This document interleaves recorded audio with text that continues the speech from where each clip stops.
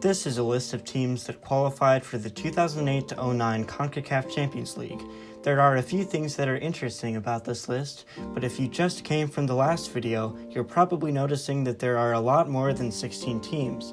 That's because from 2008 to 2012, a different format was used where 24 teams participated. After an initial preliminary round, which featured 8 home and away ties between 16 teams, teams were then split into 4 groups of 4 teams each, and the top 2 teams in each group advanced to the knockout round, which was a home and away elimination bracket.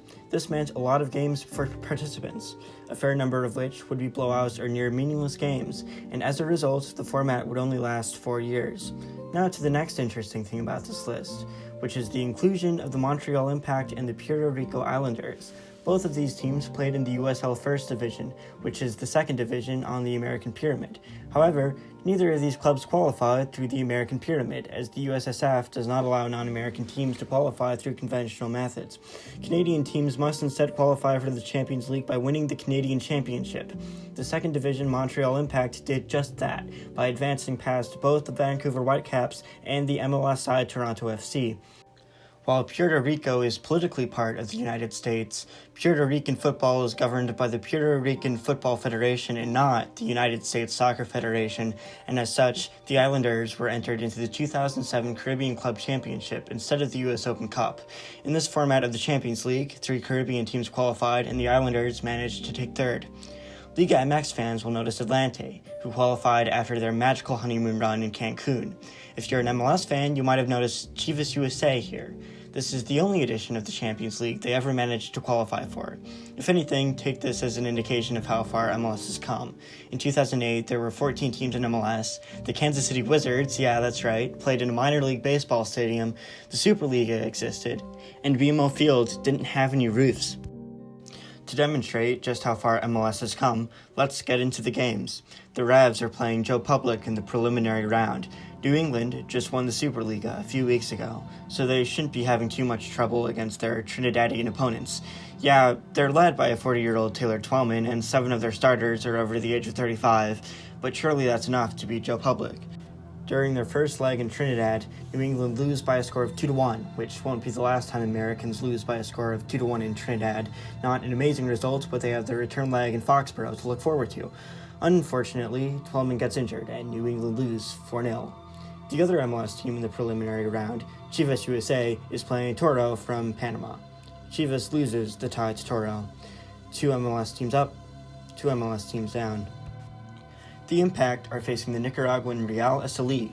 In their first leg, Joey Jurtson scores in the 42nd minute. It's the only goal of the tie. Meanwhile, their USL counterparts, the Puerto Rico Islanders, are facing Alajuelense. They draw the first match in Costa Rica and head confident back to the return leg in Puerto Rico. Alajuelense has different ideas. Ariel Rodriguez scores 5 minutes into the match. To advance, the Islanders will now have to once again score against Jordi Alfaro. His defense holds the Islanders scoreless for 80 minutes until, well, the match is tied at 1 for only 2 minutes. The Islanders advanced to the group stage 3-2 on aggregate. Both USL sides have now advanced further than 2 MLS sides. It's not that New England or Chivas USA were bad that year either. They finished 4th and 5th out of 14 teams in the league table.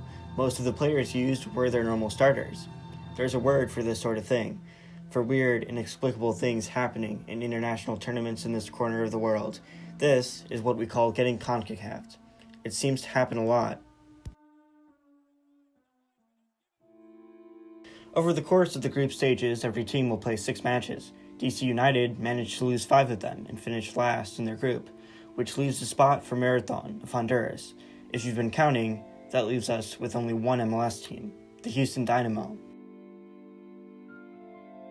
When they wake up on the morning of October 7th, they only have 2 points in the group, sure, but they could change that with a positive result against San Francisco at home tonight. So on they go. First to score is a young-faced Chris Wondolowski. He's 24 and he scored a total of 2 goals so far in his MLS career. It's a classic Wando goal, good positioning and situational awareness in front of the net. No one knows who he is yet, not the fans, not San Francisco, and certainly not the Earthquakes. For now, he's just playing in front of 4,000 fans at a college football stadium against a team from Panama. If only they knew. A few missed chances by both teams later, and Temistocles Perez catches Houston off guard to tie the game, but in the 81st minute, guess who shows up again? It looks like Houston will draw in what should be the easiest match of their group stage, but then Houston has a chance. Pumas and Firpo draw at the Cuscatlan. On October 22nd, Firpo hosts San Francisco, while Houston hosts the Pumas later that night. A win by Firpo would force the Dynamo to pull a positive result against their Mexican opponents, and that's exactly what happens. Houston is resting half of their starters for next week's conference semifinals, and they fall to the Pumas 3-1. The last spot in the group stage will come down to Firpo and Houston, each of 2 games left, against each other. If Firpo wins one, Houston's done. The Dynamo, in the pursuit of their 3rd consecutive MLS Cup, may doom their league to a humiliating start in the new tournament. The very night before the Dynamo kick off their first MLS playoff match, they play Firpo in El Salvador with a nearly identical starting 11 as the game against the Pumas. In the 16th minute, Houston scores, and MLS fans take a collective sigh of relief. They get a few more chances, Kai Kamara, everyone, but it looks like they'll go back to Houston needing only a draw.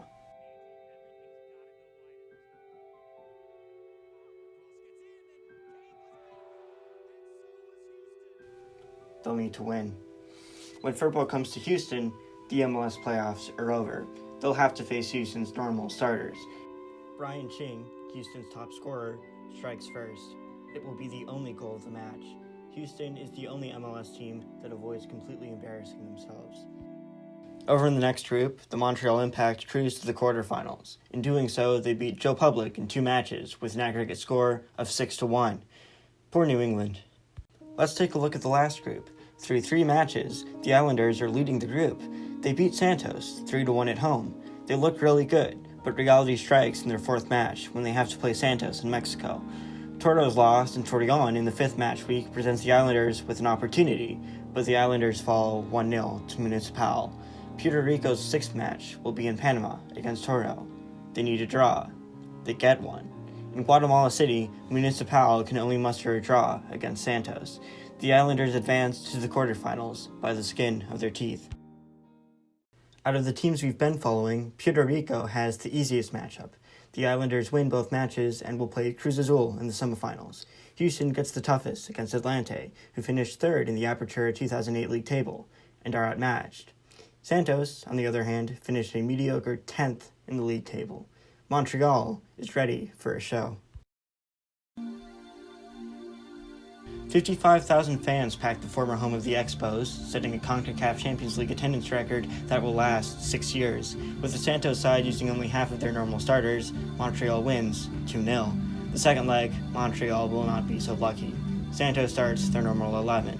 It goes without saying that Montreal, the USL side, should be completely outmatched. Santos should win by halftime. Let's check in on the score. At the beginning, our assumption looked correct. The Ecuadorian Christian Benitez scored 16 minutes into the match for Santos, but something incredible happened. Montreal's Roberto Brown poked one past the goalie. Zabrango followed shortly after with a strike from close range. At the half, Santos need 4 goals to advance. It's a lead no one expected, and it should be insurmountable. Given their lead, Montreal is more than happy to sit back and defend. 2 goals from Matias Vuoso over the next 30 minutes cut that demand in half, but Santos will fail to score any more before stoppage time. Montreal is minutes away from an upset of epic proportions. 4 minutes are announced. Santos frantically pushes forwards. The Montreal defense gives Santos a corner, which culminates in a shot wide left. When Matt Jordan puts the ball back in play, 1 minute is gone. Montreal is awarded a throw-in, but Santos regains possession shortly afterwards. Ya la tiene Santos, Ludueña, trazo al frente para Benítez, está solo. At the halfway point of stoppage time, Montreal's defenders sit and watch a passing sequence end up behind Matt Jordan. It shouldn't matter, Montreal still has the advantage on away goals. Santos' desperation builds. Another cross by Ludueña is sent to the penalty area, this one cleared away from a green wall. Steven Dureau runs over Walter Jimenez. The ref gives nothing, and Montreal clears the midfield and resets. The ESPN Deportes feed switches to a replay as livid commentators express their discontent. Not even the producers are ready for what happens next.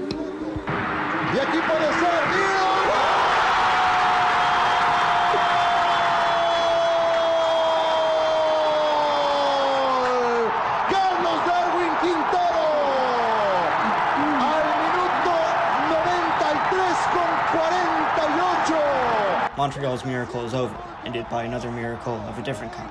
But the Impact will remember this. Así o más dramático.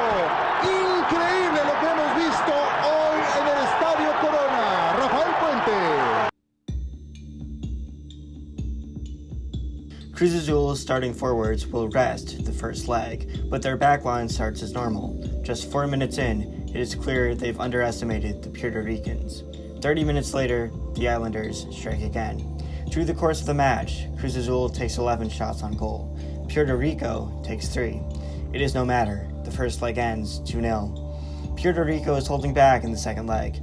As expected, Puerto Rico's defense cannot meet the demands Cruz Azul puts on them, and the match goes to extra time, tied at 2. By the time the ref ends stoppage time, the Islanders still don't have a shot on goal. Knowing that they have a slim chance of advancing through penalties, the aggregate scoreline forces them to finally take one.